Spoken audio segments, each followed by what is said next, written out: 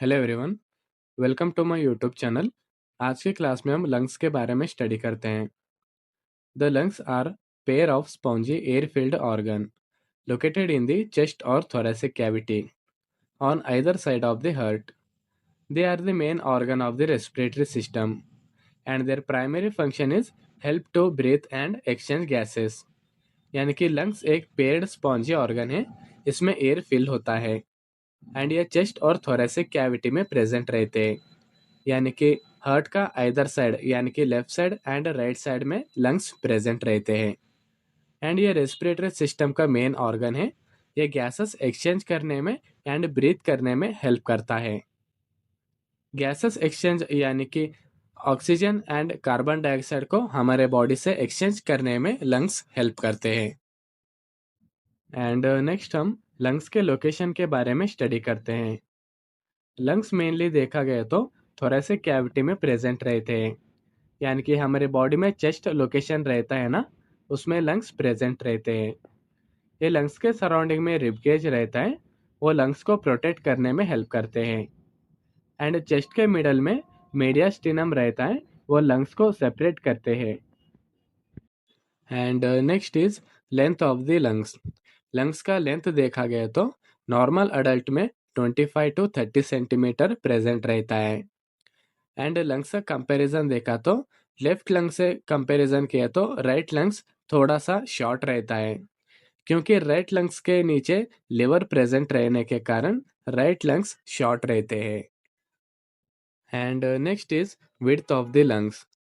ये लंग्स का विड्थ देखा गया तो राइट लंग्स में 10 टू 12 सेंटीमीटर विड्थ रहता है एंड लेफ्ट लंग्स में 8 टू 10 सेंटीमीटर विड्थ प्रेजेंट रहता है। एंड इन दोनों लंग्स में कंपैरिजन किया गया तो राइट लंग्स थोड़ा सा वाइड रहते हैं एंड लेफ्ट लंग्स थोड़ा सा नैरो रहते हैं, क्योंकि हमारा हार्ट रहता है ना, वो लेफ्ट लंग्स के साइड प्रेजेंट रहते हैं। इससे स्पेस ऑक्यूपाई होता है, इसके कारण लेफ्ट लंग्स नैरो रहते हैं।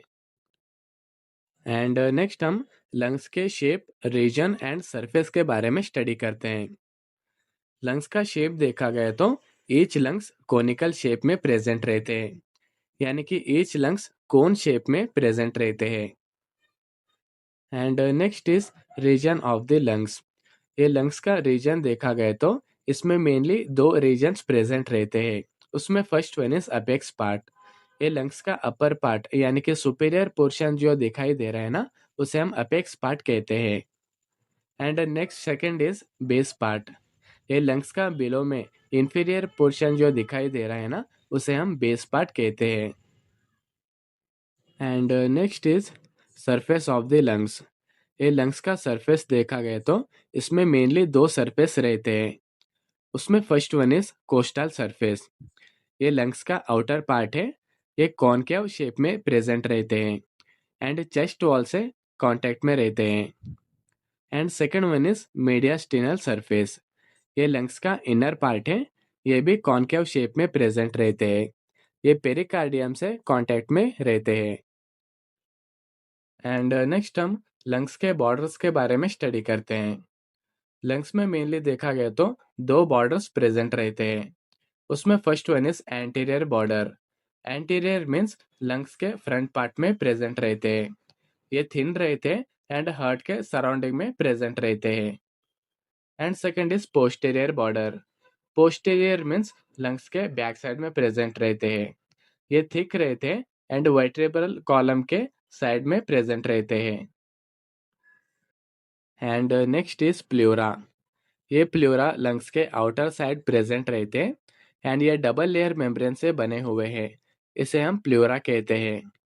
इसमें first layer is vesicle pleura. ये इनर लेयर है। ये लंग के सरफेस से अटैच रहते हैं।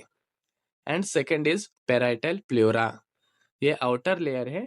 ये चेस्ट कैविटी से अटैच रहते हैं एंड ये दोनों लेयर के बीच स्पेस प्रेजेंट रहता है, उसे हम प्लूरल कैविटी कहते हैं। ये प्लूरल कैविटी में प्लूरल फ्लूइड प्रेजेंट रहता है, जो लुब्रिकेंट का वर्क करता है। यानी कि जब लंग एक्सपैंड होता है ना, तब दूसरे ऑर्गन से फ्रिक्शन होने से प्रिवेंट करता है। एंड नेक्स्ट हम लंग्स के लूब्स के बारे में स्टडी करते हैं। उसमें first one is right lung. Right lung में देखा गया तो मेनली तीन लोब्स प्रेजेंट रहते हैं। First is superior lobe, second is middle lobe and third one is inferior lobe. And ये राइट लंग्स देखा गया तो थोड़ा सा लार्ज रहता है। एंड इसमें तीन लोब्स प्रेजेंट रहने के कारण राइट लंग्स थोड़ा सा लार्ज रहता है।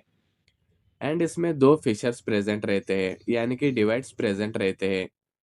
First is horizontal fissure and second is oblique fissure. ये दोनों फिशर लंग्स को डिवाइड करते हैं। And second is left lungs. ये लेफ्ट लंग्स में कार्डियक नोच प्रेजेंट रहता है। कार्डियक नोच मीन्स लेफ्ट लंग्स में थोड़ा सा स्पेस रहता है, उस स्पेस में हार्ट प्रेजेंट रहता है। उस स्पेस को जो है ना हम कार्डियक नोच कहते हैं। एंड लेफ्ट लंग्स में मेनली दो लोब्स प्रेजेंट रहते हैं। First is superior lobe and second is inferior lobe. And ये लेफ्ट लंग्स में मेनली वन फिशर रहता है, उसको हम ऑब्लिक फिशर कहते हैं। ये फिशर लोब्स को सेपरेट करता है। एंड नेक्स्ट हम लंग्स के फंक्शंस के बारे में स्टडी करते हैं। उसमें first one is gases exchange, यानी कि जब हम इनहेल करते हैं ना तब ऑक्सीजन को ब्लड तक कैरी करता है। एंड जब हम एक्सपेल करते हैं ना, हमारे ब्लड में कार्बन डाइऑक्साइड प्रेजेंट रहता है, वो लंग्स के द्वारा बॉडी से रिमूव करता है। And second one is breathing.